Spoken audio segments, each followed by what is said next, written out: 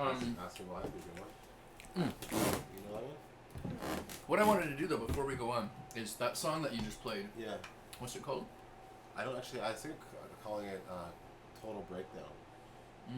Like a nervous breakdown. That's pretty cool. I don't know, but that's just an idea. Or Genius. I call it. Genius would be cool. There's a really good Warren Zevon song called Genius. Oh really? Yeah, it might be interesting I should check it for me to share that with you. I should totally check that out. It's a different kind of thing because what you're talking about, if I'm, correct me if I'm wrong here, but you're kind of talking about everyone kind of knows somebody that's very gifted and has a lot to sort of offer the world, and then for whatever reason, that's not able to kind of translate and come through. Yeah. It's also is that kind of what you're? Yeah, it's the tortured at? artist. The tortured artist. Like an artist too. The guy, he's a genius, but he completely loses it. He has a nervous breakdown. And why does a genius have to be tortured? Or not all geniuses are tortured. Tortured artists, right? Like Michelangelo or something. So was Michelangelo a tortured artist? Oh yeah, he totally was. He took a step. Then he did like the King David sculptures. I mean, I'm also talking about old friends. Like it is about an old friend, right? Who had a nervous breakdown. Who was a complete genius musically. And he had a complete nervous breakdown. And I can relate to that too, right? So having a nervous breakdown part. You have that line in there about you saw it all. Yeah. Which is like you let too much in. Yeah, too much information. Yeah, like you have a revelation and you just realize how screwed up really things are, or something. Like you saw it all, and that's why you had a nervous breakdown because there's stuff in the world, that dark stuff that goes on, right? There's things that go on that people don't know about, right? So I don't know. I was talking to this guy the other day who he used to volunteer for Amnesty International when he was younger, and then he became like a journalist. He was an interesting guy, and he was saying about how he said, I plead with young people to not go into that line of work. Right. To do it as a volunteer thing, but don't do it as a career. Yeah. Like working for Amnesty or whatever. Right. Because of the shit that you see, Yeah. Well, you remember Mr. Humphreys from Ashbury? Best guy, right? Best guy. He saw me smoking a cigarette when I was like 13, 14. He walked up to me and said, by the way, I smoked everything there was to smoke. I'm telling you, man, you shouldn't smoke. Don't smoke anything. And then I was like, yeah, right, whatever. And then, 30 years later, 25 years later, I realized he was right. And I tell people that now too. Like, don't smoke, man. Cigarettes might be okay, but don't smoke other stuff, And that was in the 90s, Yeah. When you could still buy cigarettes without them being hidden in the back. Yeah. With the nondescript packs. Yeah. Used to be able to go what brand do I like? Yeah. Belmont Miles, because they have the cool blue package. Oh, those are the best. But yeah, no, it's about maybe you see too much or something. You have a revelation, and you see too much. You know what's interesting, and maybe you weren't thinking of this at all, but I hear on the topic of tortured genius. Yeah. I hear a certain sort of Beach Boys-esque quality in that song. Oh, neat. Which might sound a little strange, but you kind of going into bluesy. Yeah. Yeah, that's what. That's a kind of California girls or whatever, Yeah, and hook, of course. What can you sing that part again? Oh, yeah, there. From the second one or the first one, doesn't matter. Doesn't really matter. I don't. You were so cool, your own way. You were so cool back in the day. Yeah. And then what happened? Maybe you were too smart, a real genius. Maybe you had a breakdown, 'cause you saw it all. Oh, I could imagine three-way harmony, that'd be cool. Four-way harmony, Yeah, really Beach cool. Boys style. Couple. Yeah, a couple guys singing background. Yeah. Even women, girls. Yeah, I mean, sky's the limit. But yeah, I don't know. For whatever reason, Beach just Boys. spelled that That's Ryan really neat. Wilson-esque kind That's of really thing, neat. you know. You see a Brian Wilson thing. Yeah. And that's really cool. you know, that's a guy, right, that is kind of the, you know, the stereotype of seeing too much, or you know, Yeah. having Awesome. too large of a gift.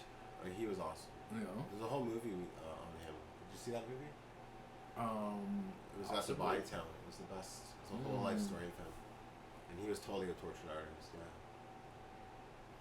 tortured artist for sure. Yeah. Just that about that kind of thing, like why a person who had so much going, like loss, like at the one part I say, you had it all, but it was taken away. Yeah. Like you start off your life on such a positive note, and everything's going great, and then you have a nervous breakdown, and then that's it. Well, yeah. I mean, he went off the road, and the rest of the Beach Boys did the touring, Right. and he did the writing at home. And he had the big I always think of him in like a bathrobe, Right. and then he had the big Piano. he had somebody bring in Sand. a bunch of sand Yeah, I heard about that. into his house. Yeah, he was trying to write an album that was going to be better than the Beatles or something. Mhm. He wanted to outdo the Beatles, and then they went to see what he was doing. He was on a piano with a bunch of sand. Yeah, he had like a beach Of sand. in his house Of sand, with a yeah. piano in it, and then like a bunch of cat shit basically, because Yeah, his yeah. cats were shitting it and he wasn't Right, cleaning right, it up, right. and it was just like kind of like a bad scene, I guess, Right. for a while there. But then then he kind of comes out of retirement at some point, and Well, comes he back into had the a world. person that was taking, like a trustee like I have, who was taking all his money, and they didn't know it, and then he met his wife, and she got him out of it. Oh, Yeah, interesting. yeah. Like I have a trustee too, but he had a guy in his some record dude he knew who was taking all his cash. What's with these record dudes I don't know. that take all the cash? I know. You know, like Leonard Cohen, Yeah, yeah. like his accountant or whatever. His it was his wife or his girlfriend. She spent everything he had, right? Oh yeah. He went in. He was Buddhist, so he went into retreat, thinking he was set for the rest of his life. He checks his bank account, and all his money was gone. So he went back on tour, and then went back into a retreat after. It's kind of funny. But I remember that 2008-ish, like in Montreal, yeah, the big posters in the metro. Leonard Cohen, he had like the hat and the suit and everything. yeah, And I remember seeing some of those concerts. I didn't see any of them in person, but I remember seeing them, like the recordings of them. yeah, And he had those like background singers that he worked with. yeah. I wish I could remember her name. She's kind of famous in her own right. The background singer that worked with him for years. That sang on a lot of his stuff. I knew a guy who said he saw him live and said it was the best show he ever saw in his life. Well, yeah, like Leonard Cohen. his performance at the Isle of Wight, Oh, okay. like the Isle of Wight Festival I'm not sure. in the UK in the 70s. It's really interesting because he goes on late at night. It's like really late when he goes on. He's Yeah. just very like there's basically a riot happening at No that way. point because it wasn't well promoted or it wasn't well organized or whatever. All of these like people are trying to break through the barricades and No whatnot. way. And there's fires being set No way. because people are upset because they're not being let in. So they're setting fires and everything. Wow. And then he goes on, and he just kind of casts a spell. Everybody mellowed out. He casts this like spell. He's really, You know? He did a lot of meditation. He was very in the Zen Buddhism, and he's so makes you calm and stuff. So, yeah, he mellowed out the crowd, right? I feel like that's maybe like a way for us to come to maybe your Buddhism. Do you have anything you want to play that? He's Buddhist. Well, that I know that's something that's been important to you. And like the prayer beads, you still have the prayer beads. So what is something cool I was going to mention is there's this yogi from Tibet called Milarepa, and he lives in a cave, and just meditated all the time, and his hand is actually held to his ear, because he's supposedly hearing what's called the divine sound. And sometimes when I'm hearing music, I have that feeling that he might have had, that feeling of like divine sound. It's like a charge that goes through you. You ever had that happen? You listen to something and you get this like just a few 5 seconds of a charge that it feels like you're being like coming right through you. I don't know, that's something Buddhist. Mm-hmm. It's that he has when they show his pictures, he's listening to something, and it's called the divine sound. It's has to do with music and Buddhism. Yeah, I think I've maybe heard that described as the chills. The chills, You exactly. get the chills from That's something? what it is, yeah. It's the Somebody said- chills, but it goes right. It's like a hearing chills. Yeah. So why don't you play something else? Anything you want? Okay. What am I feeling? You asked me why I want to go up. Ask me why. Yeah, I mean that's a classic. Okay. I love that song. Okay.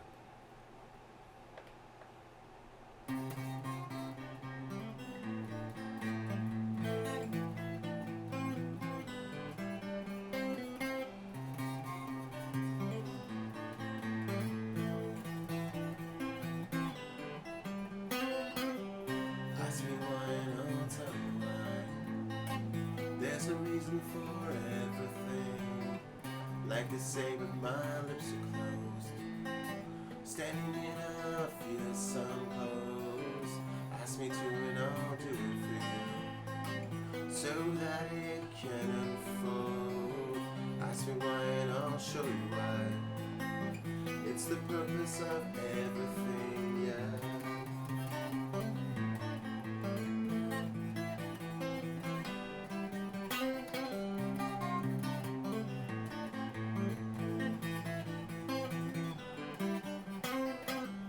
Ask me why and I'll tell you why. There's a reason for everything. Like they say, but my lips are closed. Standing where you can't be shown. Ask me to and I'll do it for you, so that it can be told. Ask me why and I'll show you why. It's the purpose of everything, yeah.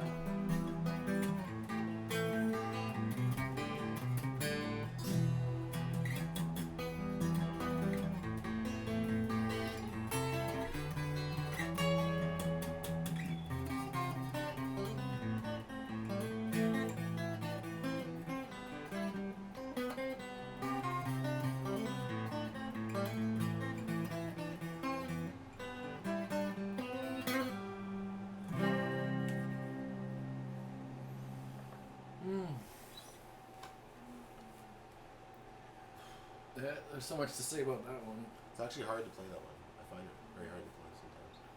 I was struggling a little bit, but I got through it. Yeah, I mean that's gotta be one of my favorite guitar parts of yours. It's interesting. Whenever I hear that one, I always think of this African African thing you used to talk about. guitar book that I got by this guy called Folograph. Huh. He did this African guitar music book, like instructional book, Mm-hmm. and I don't know like a ton about African guitar players, like just that I know that I like the sound, Yeah. you know, like Thomas Mamfuno, that kind of Zimbabwe Right. or like South African guitar players have always just been really cool. Who's that guy from this big star?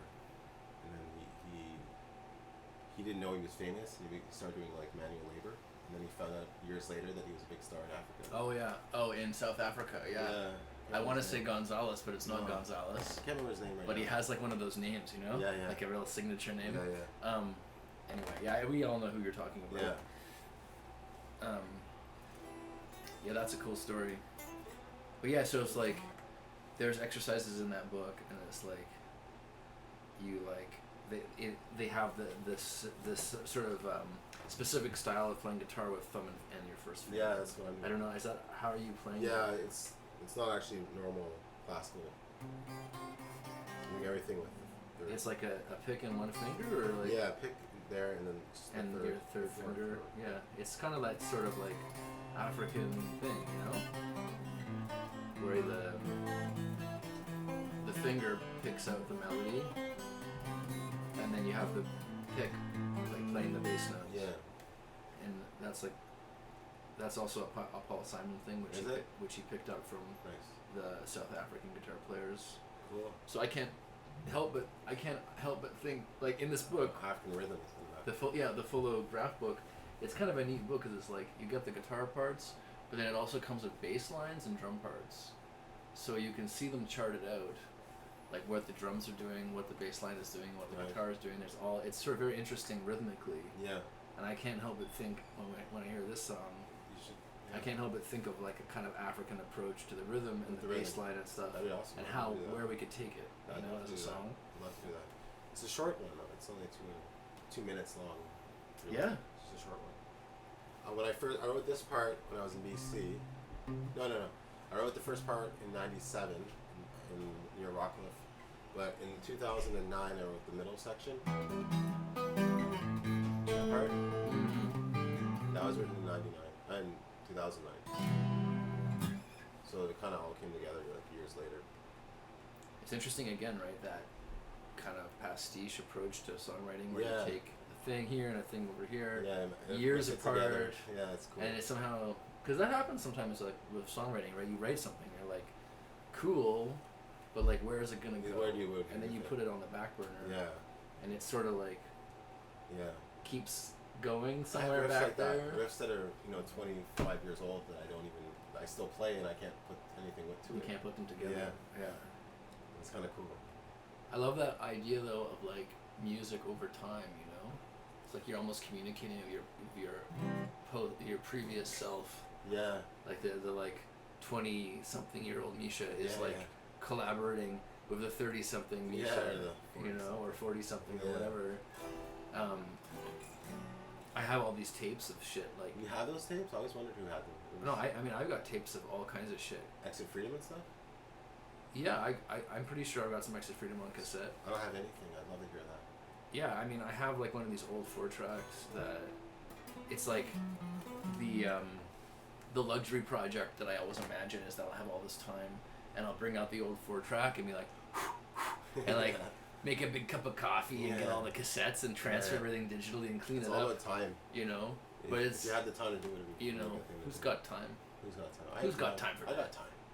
Well, you know, but you're writing new stuff all the time. That's I mean true. that's the thing. Like, are we gonna spend our lives just like Writing songs. you know investigating everything we wrote in the 90s or whatever? No.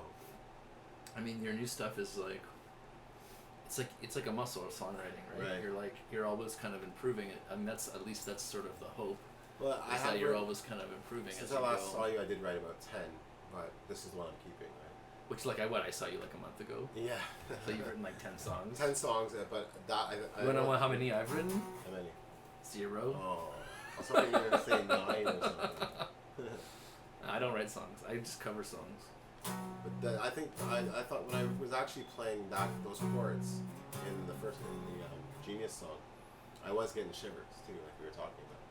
And I don't usually get that feeling when I'm writing a song. I did have some shivers in that one. You're almost in Andy Summers territory there with that stretch. Really? Yeah, that's like a kind of Andy Summers Police.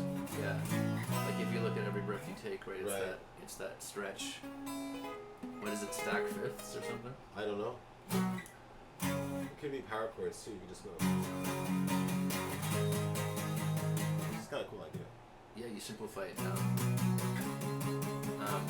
One of the things I wanted to mention in that song before we go on is that you mentioned that you had written like the one part and then you wrote Yeah. many years later the middle part. Oh, and ask me why. That middle Yeah. part. Can you play the middle part? Yeah, again? sure. Because it's got the most like unexpected chord change. That just like I feel it's like you're on the moon and you're walking and everything's good. You're like gonna go plant the flag and all of a sudden the like air stabilizer goes up. You're like, boo. Okay. Like, can you Yeah, just play that's that a for a good thing. second? Yes, that's a good thing. And I can tell you which one I mean. Like we're all in key here.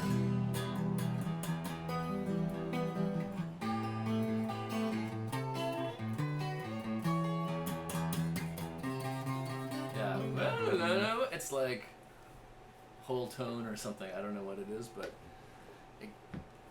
yeah, it's like it works. You know, it's interesting the way the ear hears that. Yeah. And it's like, okay, it interprets that as a sequence, Right. but you're like probably way out there in a great, like it's like in the same way that like certain styles of jazz will go way outside, Right. you know, and That's and it works, right? Yeah.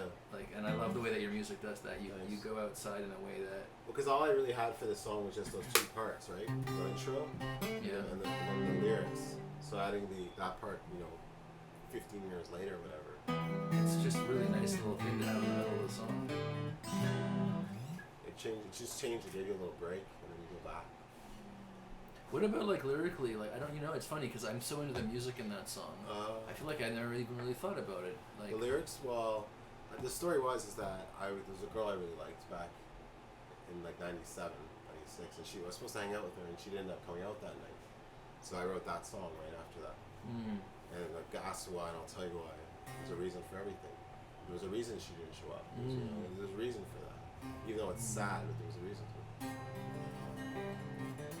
It's like ask me why, and I'll tell you why. There's a reason for everything. Like they say when my lips are closed. Standing in a field so close. because you're feeling angry, I guess, or something. Well, the fearsome pose goes kind of the Buddhism. Yeah. With the protectors that are wrathful, wrathful protectors that protect you, right? Like Kali, we were talking about Kali. The Kali's she's like a protectress, and a fearsome pose is like being a protector. So I'd like to say here, like they say with my lips are closed, standing in a fearsome pose.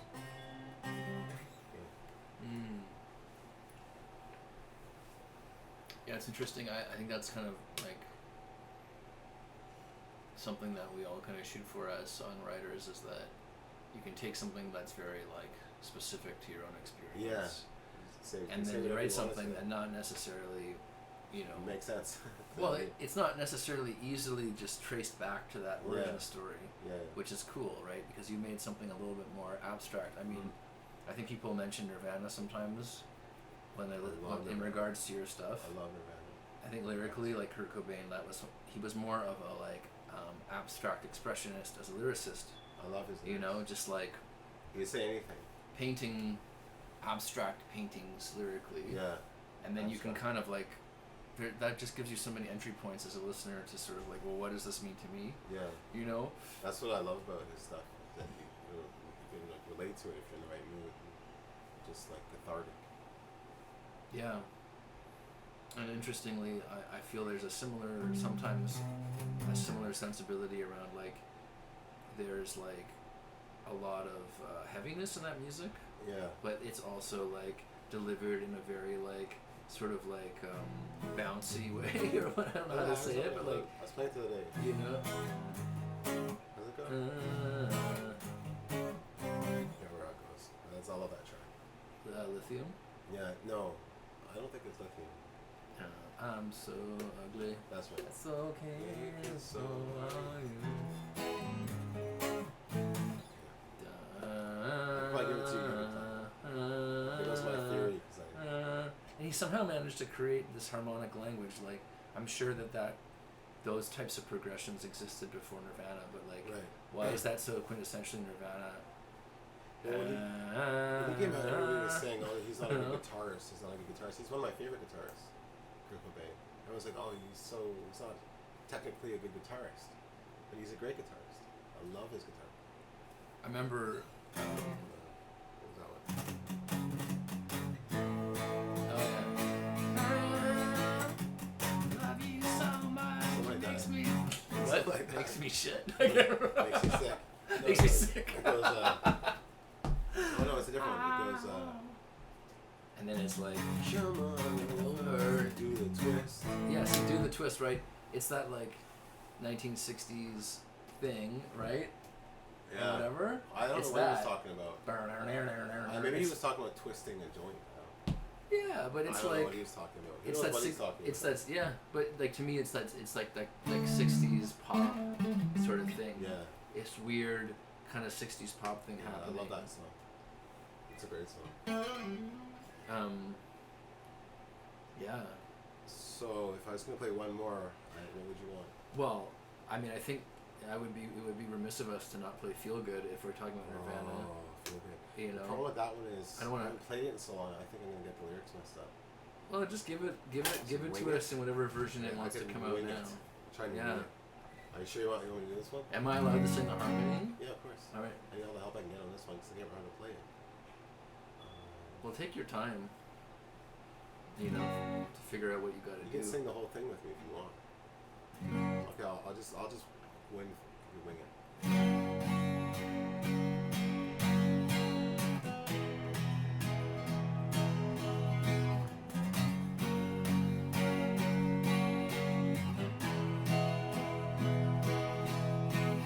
If you're in a bad state of mind, can't catch a break, can't catch a break. If you're in a bad good state of mind, we'll love you instead, love you instead. If you're in a bad state of mind, we'll push you away, push you away. If you're in a good state of mind, I'll hold you in close, hold you in close. If you feel good, you can only feel better, only feel better. If you feel good, they will make you feel better, make you feel better. If you're in a weird state of mind, the frown in your eyes, frown in your eyes. If you're in a loving state of mind, the smile in your eyes, smile in your eyes. If you feel good, you can only feel better, only feel better. If you feel good, they will make you feel better, make you feel better. If you feel good, you'll be smiling forever, smiling forever. If you feel good, you can only feel better, only feel better.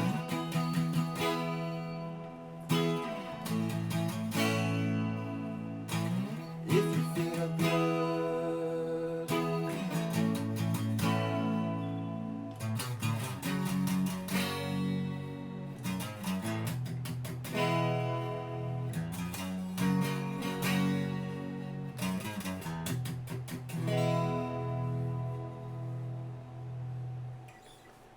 I skipped half of the verses, and I didn't do the last chorus the way I usually do it, but That was the all killer no filler version of that song. Right. It's just like it was like it's actually probably a minute longer or something than that version.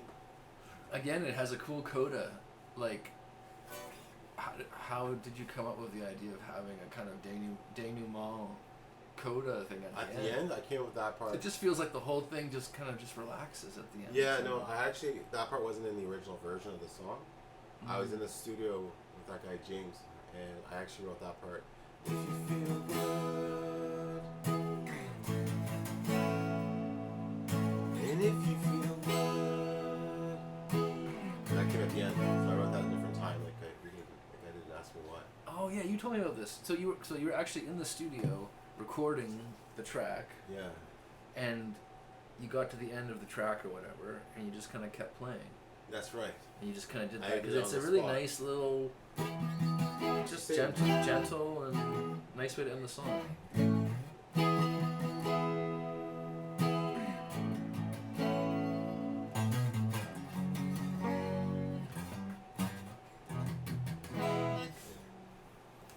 Beautiful. Well, what do you think? Have we been working hard enough for today? Should we knock off? Yeah. You know, there's other things to do in life than just sit in front of an iPad and playing songs. Yeah. Well, where are we at with this? 20-something minutes. Well, we're at about 30 minutes, and then we did another, 5 or 10 minutes on the other video. I feel like we before we go out, though, since this is the release day Yeah. of your single, Yeah. first single on Enabler Records, this is also like I guess you could say the official launch day of our label. Right. Let's That's hope pretty big. Let's hope it goes okay. I hope it goes okay. I hope it goes better than okay. I hope it goes great.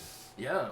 Let's hope people like watching us just sitting around in your room talking about your songs. That's awesome. But yeah, I think we got to play the new single Okay. before we like end On the things guitar? off. Yeah, just play this. Yeah, I play. don't know if I Give can- us just play it on the guitar and sing it. I don't even know if I can play it properly. And if anyone's watching this video and you're interested, somewhere there'll be wherever we post this, whether this will probably go on Instagram, YouTube, or whatever, there'll be a link.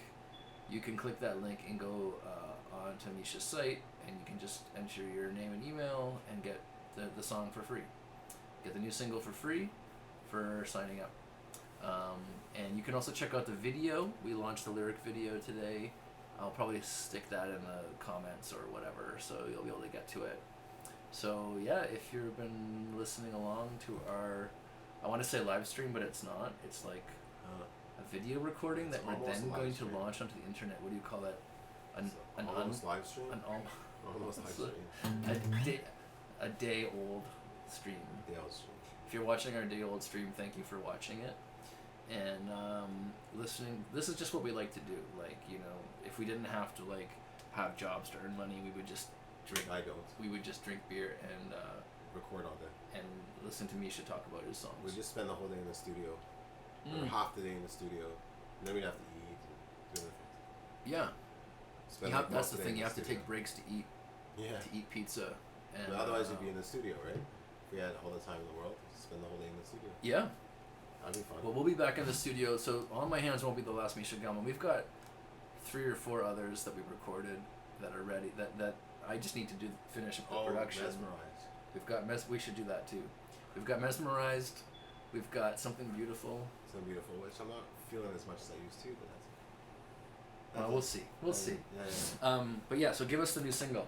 Not Mesmerized. Rather hear On My Hands right now. Yeah, give us one On My Hands, and then we'll see how we're doing. Okay. But Mesmerized. So I haven't played this in a long time, even though I've been listening to it non-stop. Let's see if I can get through it.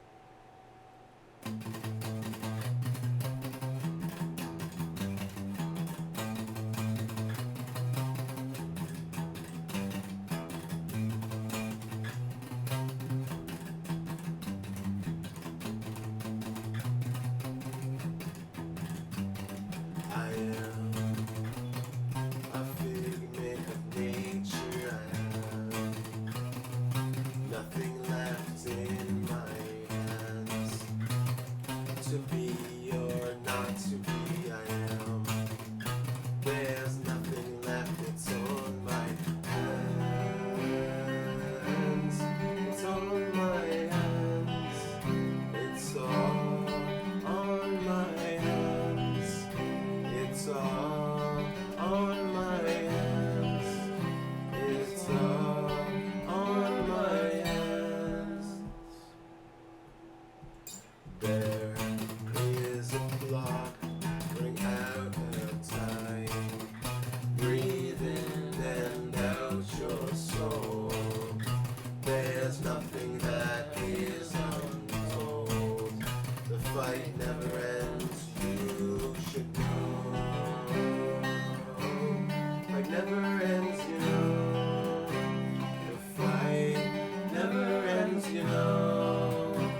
The fight never ends, you know. The fight never ends, you know.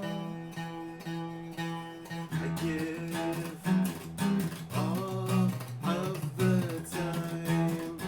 I can't taste my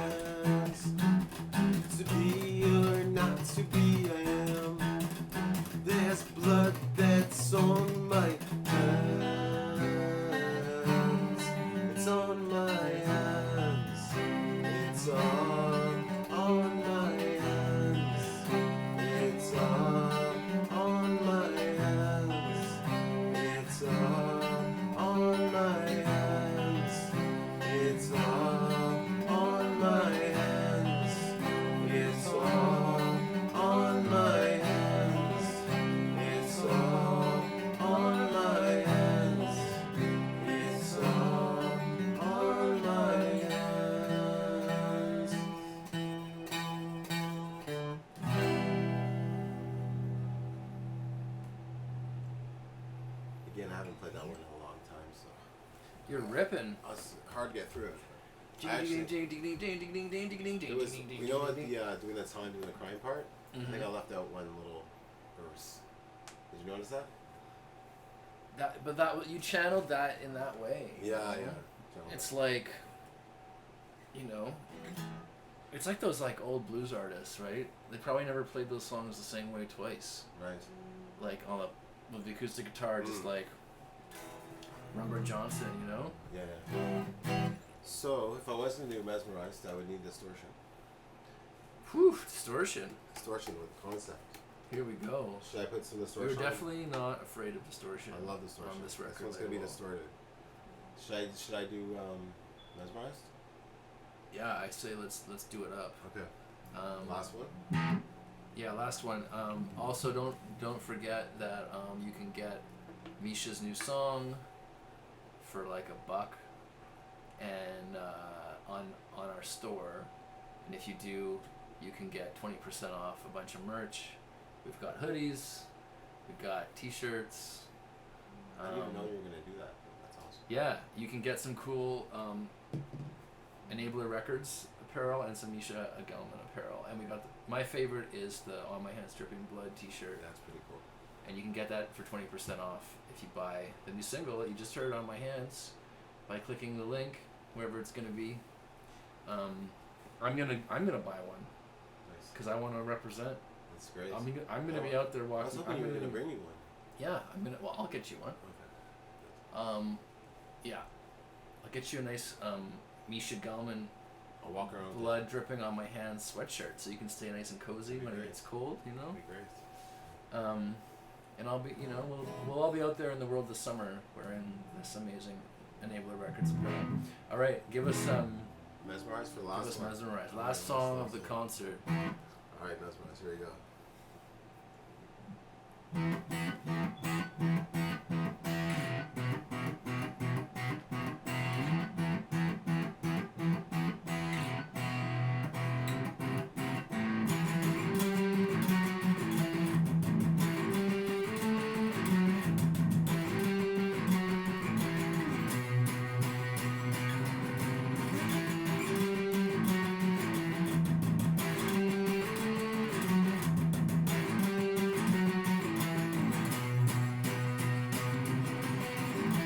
There's nothing that compares to him. There's nothing. There's nothing that compares to him. You're mesmerized. It's electric. It's fantastic. It's like fire. It's like wind. It's electric, it's fantastic, it's like fire, it's like wind. When you look in his eyes, it's like fire and ice. When you look in his eyes, you are mesmerized.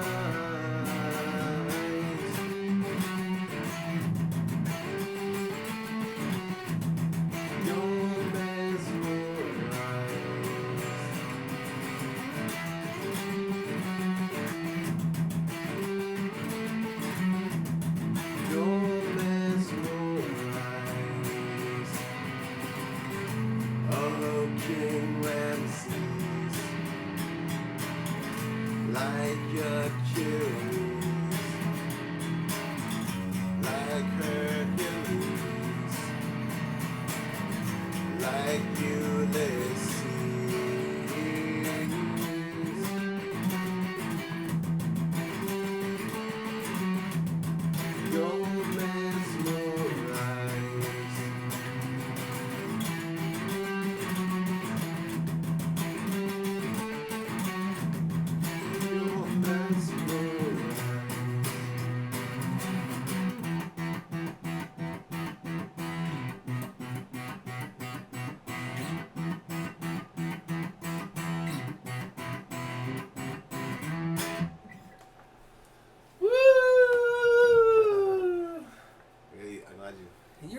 fucking good at outros, man.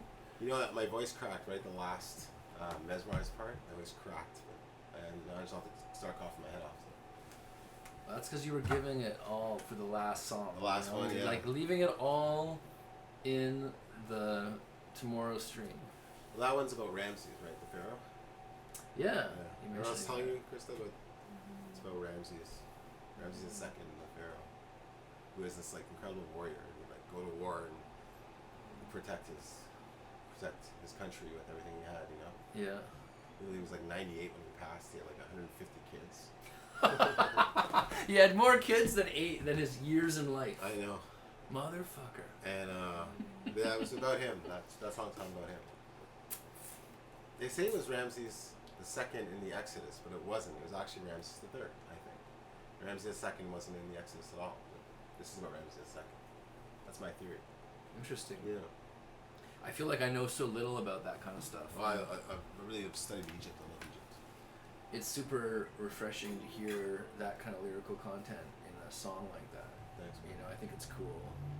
Thanks, man. And I always think of like, in terms of like making a video for that song, because it's about Mesmerized looking into his eyes or whatever. Mesmerized. Create some sort of like character with like crazy eyes. And Like a pharaoh. and like a transformational. Statues of the pharaohs. That'd be really cool. Yeah. Some really cool statues of the pharaohs. So stay tuned for some crazy Egyptian-based music video making from Enabler Records. That was Thank you fun. for Thank you. tuning in. Hope you enjoyed.